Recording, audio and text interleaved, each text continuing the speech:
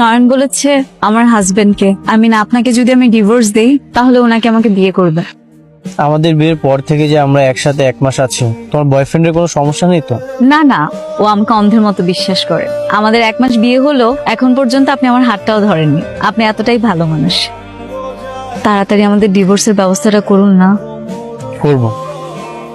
তুই তো নিজের বউকে তার বয়ফ্রেন্ডের সাথে দেখা করতে নিয়ে গেছিস। তোর কি একটু লজ্জা শরম বলে কিছু নেই? আমি যদি না নিয়ে যাই তাহলে কে নিয়ে যাবে? ওর বিয়ে হয়েছে না? তার মন পড়ে আছে অন্য একটা জায়গায়। আমি তাকে কিভাবে আটকে রাখবো? দুঃখ শোনার মানুষটা যখন দুঃখ দেয় তখন পৃথিবীর কোনো দুঃখ আর দুঃখ মনে হয় না। অতীতে যা ছিল সেসব ভুলে গেলেই তো হয়। তোমার কি লাজ লজ্জা নেই? ওকে বকাবকি করছো কেন? ও তো বিয়ের আগেই সবকিছু বলেছিল। তাই বলে বিয়ের পরে এইসব নোংরামি করতে হবে? বাবা, আমার ওয়াইফ কোনো নোংরামি করছে না। আমার ওয়াইফ তার ভালোবাসা মানুষের কাছে যেতে চায়, সংসার করতে চায়। এটা কোনো অপরাধ না। তাহলে তুই কি করবি শুনি? আমি ওকে ডিভোর্স দিব, তারপর ওর ভালোবাসা মানুষের কাছে তুলে দিব। আমি আমার স্বামীকে ডিভোর্স দিতে চাই। সংসার না করার কারণ? উনি আমাকে মারধর করে, বকাঝকা করে। এমন একটা মানুষের সাথে আমি কেন? কোনো মেয়ে সংসার করতে চাবে না। তার কি কোনো প্রমাণ আছে? ও একদম সত্যি বলেছে।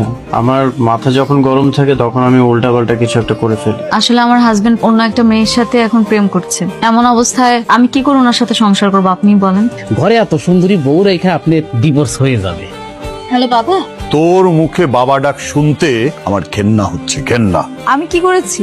এত ভালো ছেলের সাথে তোর আমি বিয়ে দিলাম, সেই ছেলেকে এখন তুই ডিভোর্স দিতে যাচ্ছিস? হ্যাঁ, বাবা তুমি তো জানো আমি নয়নকে ভালোবাসি। তুই জানিস ও কত বড় বেয়াদব। ও এরকম ছেলে না। আমি না নয়নকে কষ্ট দিয়ে ফেলেছি। ওর জীবনটা আর ধ্বংস হতে দেওয়া যাবে না বাবা। তাহলে তোর স্বামীর কি হবে?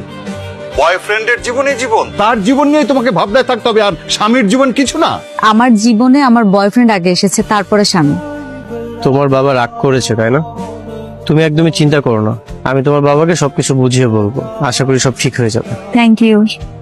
আরেকটা কথা, আমার চরিত্রের সমস্যা এগুলো বলা একদমই উচিত হয়নি। আমি এতটাও তো খারাপ না। আপনি তো বললেন আমাকে ওইখানে গিয়ে বেশি করে আপনার নামে দুর্নাম করতে, তাহলে নাকি তাড়াতাড়ি ডিভোর্স হয়ে যাবে। দেরি হয়ে যাচ্ছে, বাসায় চল। এই সপ্তাহের মধ্যে ডিভোর্স হয়ে যাবে, আর ডিভোর্সটা হয়ে গেলে আমি তোমার কাছে চলে আসবো। তুমি কি তোমার হাজবেন্ডের সঙ্গে ঘুমাও? একই ঘরে ঘুমাই কিন্তু আলাদা বিছনায়। রিশাদ অনেক ভালো মানুষ। ভালো মানুষের খারাপ হইতে সময় লাগে না। যদি হাজবেন্ডের সাথে কোনো উল্টাপাল্টা কিছু হয় আমি কিন্তু তোমাকে একসেপ্ট করবো না। আরে না না, কি যে বলো না তুমি। সবসময় সাবধানে থাকবো।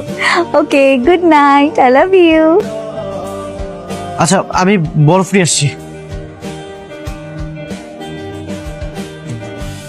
দেখছো তোমার হাজবেন্ড কিভাবে তাকিয়ে আছে?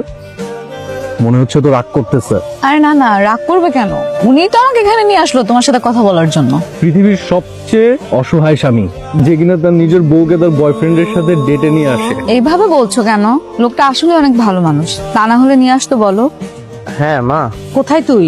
আমি এই তো একটু বাইরে। বৌমা কোথায়? আমার পাশেই আছে। ঠিক আছে, বৌমার দিকে খেয়াল রাখিস, ও যেন আবার বাইরে গিয়ে ওই ছেলের সাথে দেখা না করতে পারে। ঠিক আছে মা।